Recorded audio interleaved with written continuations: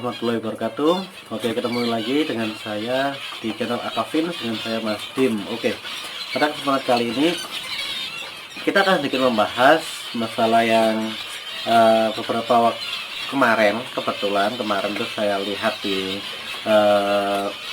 beranda saya itu dari ada sebuah grup burung kicauan, berbagai macam burung seperti itu yang sedang ada orang postingan nge-share tentang budidaya emprit yang beromset jutaan. Mungkinkah itu? Mungkinkah masuk akal atau enggak? Seperti itu. Berapa banyak yang membulinya? Berapa banyak yang membuli sang postingan tersebut seperti itu. Kemudian yang cukup menarik, banyak sekali para teman-teman breeder fins yang juga melengkapi di kolom komentar tersebut.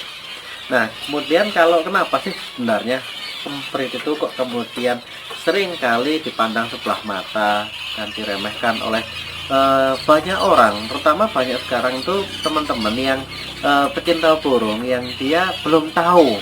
Dia taunya lovebird sebuah lovebird. Ketika saya dulu juga seperti itu, beberapa tahun yang kemarin itu juga begitu. Ketika saya memutuskan untuk concern ke dunia fins seperti itu, bahasa saya fins dan emprit itu sama. Jadi kalau Akafin sama Akaemprit itu sama sebenarnya, jadi nggak ada perbedaan.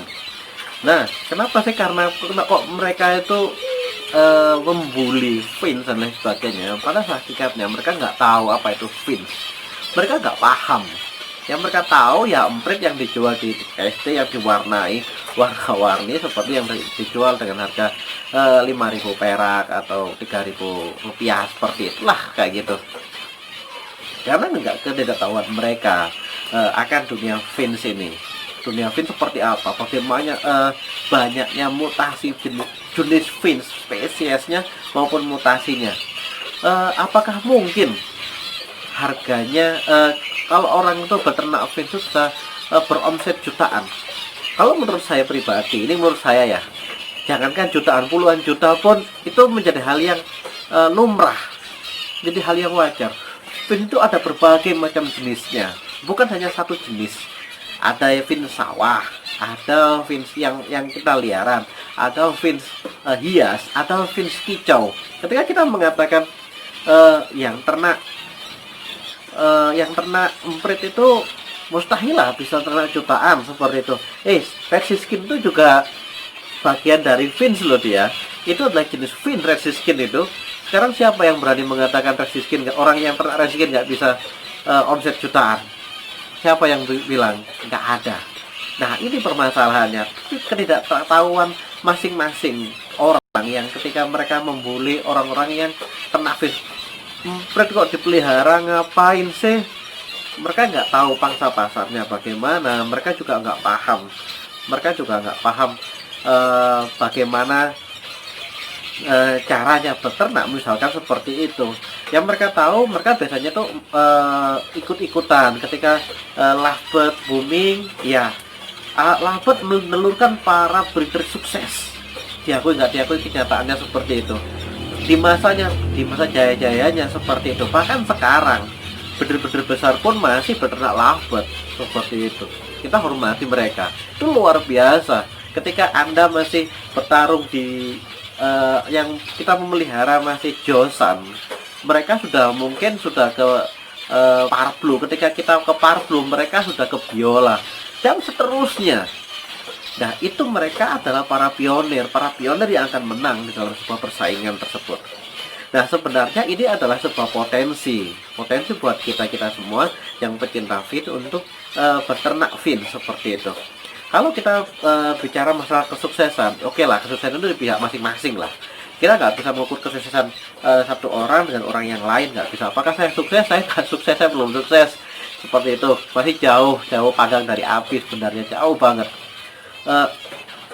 Sukses itu tergantung dari target masing-masing. Ada yang targetnya kualitas, yang penting kualitasnya bagus, sedikit nggak apa-apa, tapi kualitasnya bagus. Ada yang mementingkan kualitas dan kuantitas seperti itu, ada yang kuantitas saja seperti itu. Masing-masing punya target sendiri-sendiri sesuai dengan kemampuan masing-masing, sesuai dengan modal juga masing-masing seperti itu.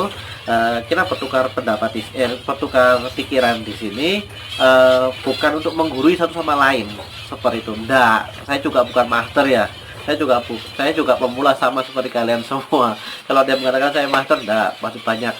Kalau master tuh Om Dem, Om Sunda Prastia itu master semua itu. Kaisuran Fin itu master semua. Kalau saya enggak, saya bukan master di sini. Oke. Persaingannya cukup relatif rendah di di dunia Fin ini. Persaingan nggak terlalu banyak. Wes, gampangannya gini, yang ternak Fin di daerah Anda banyak atau sedikit? Gampangannya begitu. Masih banyak kan lovebird paling banyak, murai pun banyak seperti itu. Kalau Fin adalah pendatang baru, dapat dikatakan pendatang baru walaupun nggak baru-baru amat seperti itu. Dia relatif masyarakatnya masih awam, dan ini sebenarnya ini adalah merupakan pasar yang potensial untuk kita kerjakan bersama seperti itu. Bahwasanya ingat, kalau pangsa pasar itu tergantung dari pemula, dari orang-orang baru yang baru kita kenal. Kalau kita menawarkan kepada para breeder, iya mereka udah punya seperti itu. Tapi dengan orang-orang baru, teman-teman baru dan lain sebagainya, kita harus menghormati mereka. Kenapa? Karena mereka adalah salah satu yang kemudian menjadikan Fin akan terus berkembang seperti itu. Dunia Fin bukan dunia yang dapat dikatakan remeh, walaupun burungnya kecil, tetapi harganya pun nggak kecil juga seperti itu.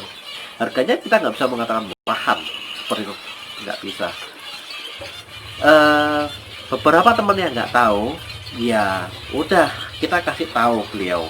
Mereka kita kasih tahu dengan cara yang baik seperti itu. Kita tunjukkan Fin itu apa aja sih jenisnya sih. Ada zebra fins, ada emprit Jepang itu ada yang mata merah yang harga jutaan seperti itu.